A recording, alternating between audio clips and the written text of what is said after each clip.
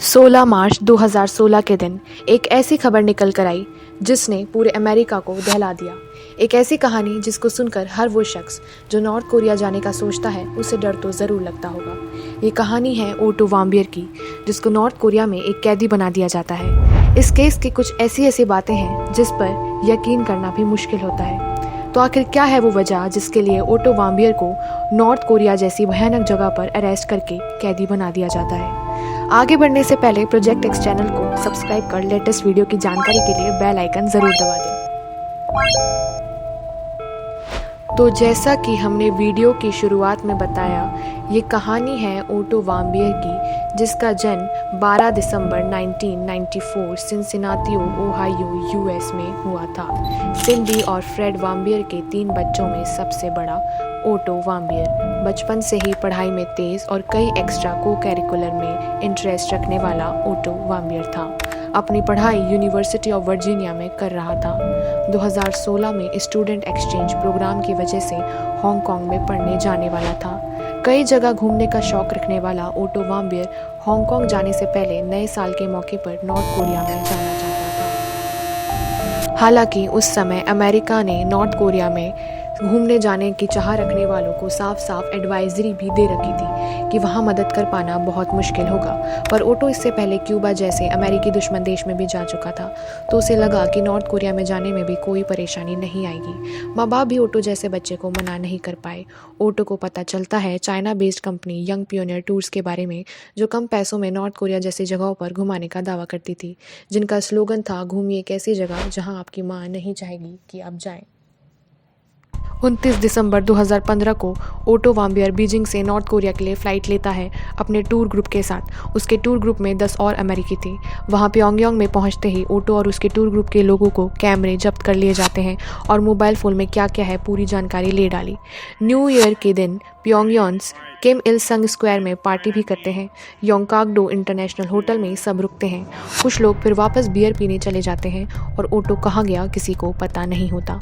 Auto वाम्बियर के roommate रहे Danny Galton ने बताया कि इस दौरान ओटो कहाँ थे उन्हें नहीं पता था। लेकिन आता है अब वो दिन जब यंग पियोनियर टूर्स का ये ग्रुप वापस नॉर्थ कोरिया से लौट रहे होते हैं। फ्लाइट में सब बैठते हैं और तभी 2 नॉर्थ कोरियन ऑफिसर्स आते हैं और बिना कुछ बोले ओटो वाम्बियर को अपने साथ उठाकर ले जाते हैं। जाते जाते टूर ग्रुप का एक मेंबर डैनी गॉल्टन ओटो से कहते हैं कि अब ये हमारी आखिरी मुलाकात है, अब हम तुम्हें कभी नहीं देख पाएंगे।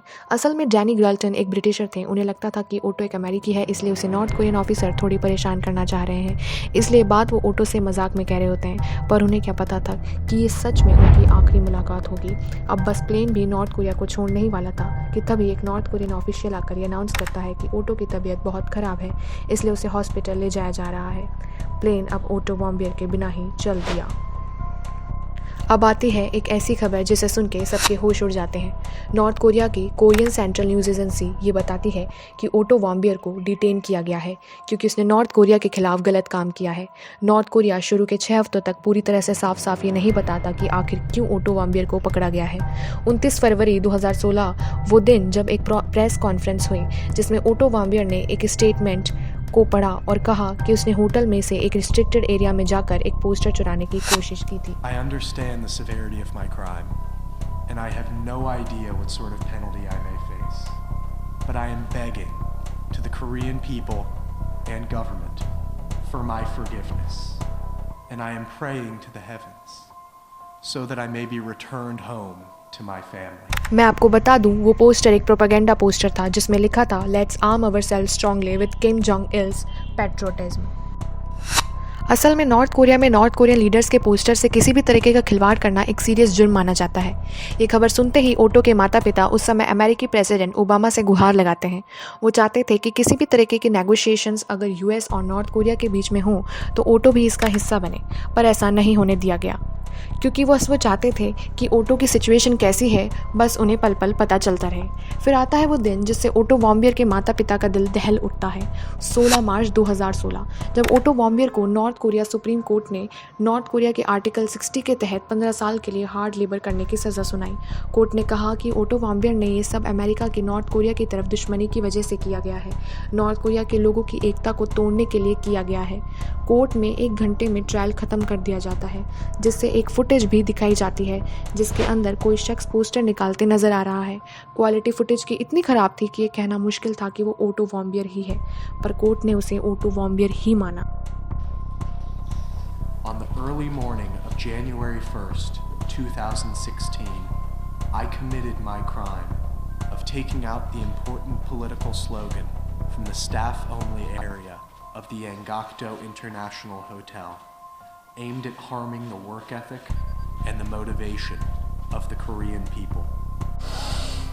I entirely beg you, people and government of the DPR Korea, for your forgiveness. Please, I have made the worst mistake of my life. 13 June 2017 secretary of state Rex Tillerson ये अनाउंस करते हैं कि north Korea ने auto वॉम्बियर को छोड़ दिया है और उस समय तक डोनाल्ड ट्रंप अमेरिका के प्रेसिडेंट बन गए थे।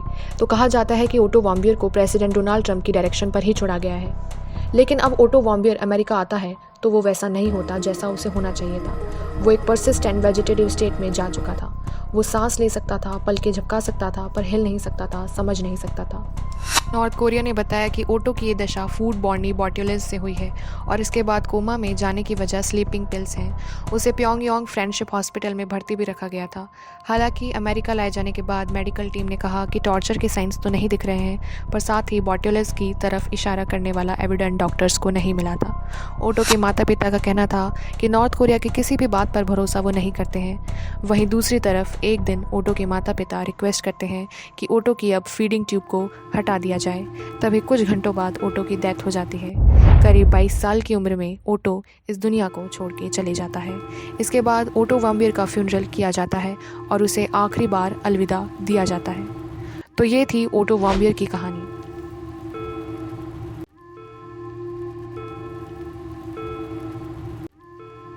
This is our last day together as Wyoming High School's class of 2013. Tomorrow morning, we will all belong to another class, another job, or another city. Ready? All right. Ready to throw it at me? 3, 2, 1.